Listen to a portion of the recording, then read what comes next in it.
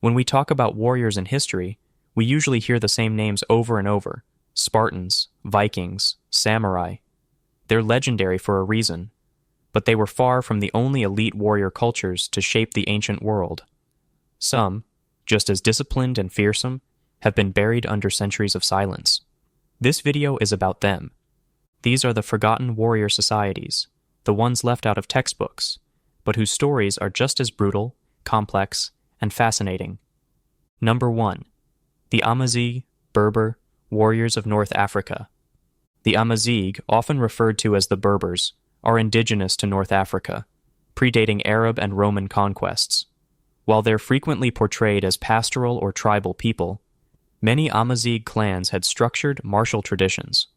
One of the most famous Amazigh figures is Queen Dihya, or Al-Kahina, who led a fierce resistance against Arab expansion in the 7th century. She wasn't just a battlefield tactician. She was a unifying political leader, combining Amazigh forces into a centralized resistance against the Umayyads. She held them off for years in a brutal series of campaigns that many Arab historians later described with a mix of admiration and fear. Beyond Dihya, Amazigh warriors served as elite cavalry under Carthaginian and later Islamic rule. Their horses, trained for speed and agility in mountainous terrain, became essential to North African combat tactics. Some Amazigh clans trained their young for combat from adolescence, using rituals and oral histories to instill a warrior identity tied to land and ancestry. Number 2. The Scythian nomads. The Scythians were Iranian-speaking nomads who dominated the Eurasian steppe between roughly the 9th century BCE and the 1st century CE. Herodotus describes them as ruthless horse archers who drank the blood of enemies and used their skulls as drinking cups.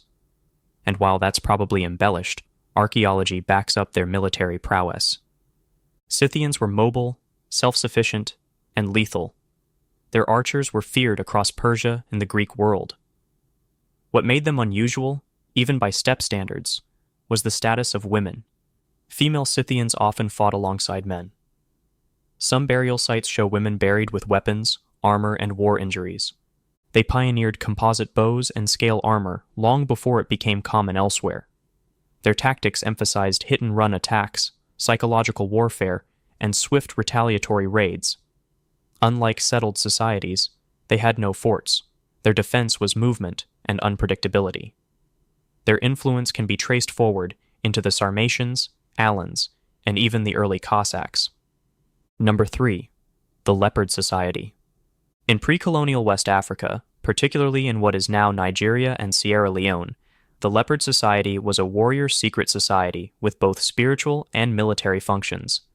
Unlike many warrior cultures, they operated largely in secrecy, tied closely to traditional religion, initiation rites, and law enforcement. Members were believed to draw power from the leopard, both a real animal and a symbol of transformation.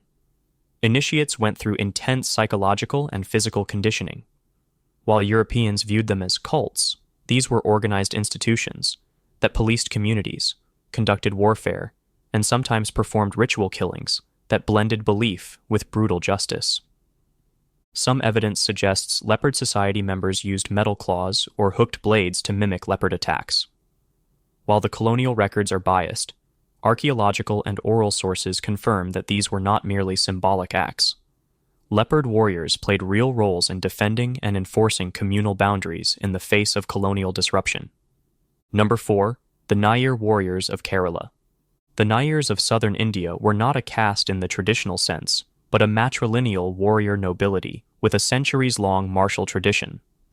From the early medieval period into the colonial era, they trained rigorously in the martial art of Kalaripayattu, a blend of combat, weaponry, and yogic discipline. Every Nayar child was expected to undergo martial training from a young age, often beginning around age 7. This training included flexibility, armed combat, acrobatics, and even medicinal knowledge to treat battlefield injuries. Their sword and shield techniques were refined and ritualized, designed not just to fight, but to demonstrate mastery and mental focus. During Portuguese and British invasions, the Nayars resisted colonial control with guerrilla tactics and swift ambushes. Despite being outgunned, they relied on intimate terrain knowledge, and the fluid formations Kalaripayattu allowed. Number 5. The Otantin of the Aztecs. The Aztecs are often caricatured as bloodthirsty, but their warrior orders were sophisticated, hierarchical, and deeply symbolic. Among them, the Otantin, or Otomi, stood as one of the elite. These were not regular soldiers. They earned their position by capturing multiple enemy warriors alive in battle, a feat that took skill and bravery. The Otantin were characterized by their unique jaguar skin armor and wooden clubs embedded with obsidian blades.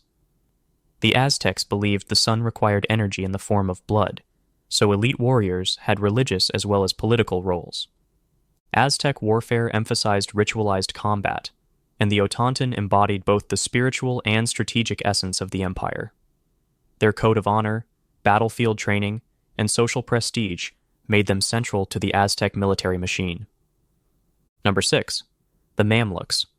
Next, we head to medieval Egypt, where one of the most paradoxical warrior classes in history rose to power: the Mamluks.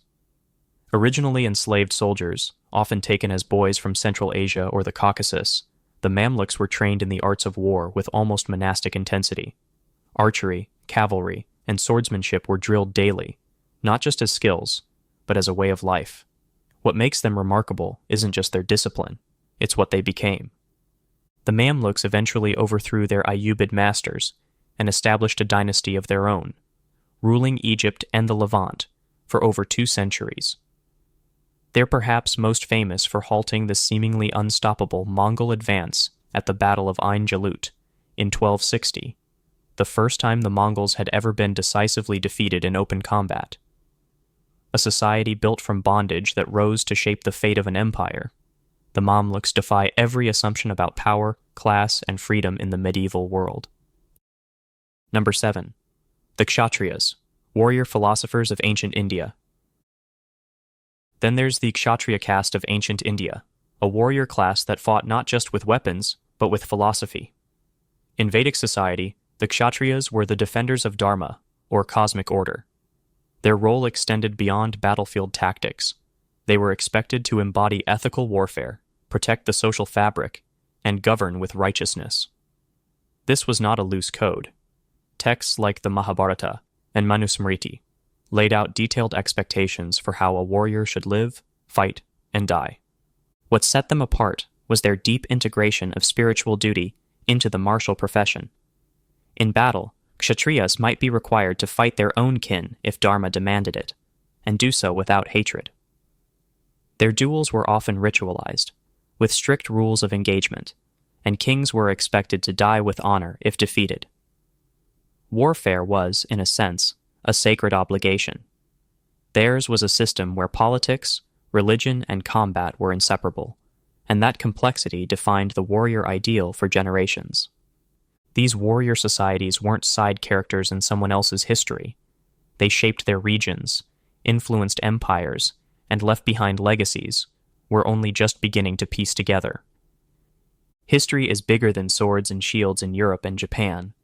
The world was full of people training, organizing, and fighting, each in ways that reflected their environment, beliefs, and political systems. We remember Spartans. We remember samurai. But we should also remember Amazigh horsemen, Scythian archers, Nair swordsmen, and Otantin captains, because they fought for something too, and they deserve to be known. I'll be doing more content like this in the future, so be sure to subscribe. Thanks for watching.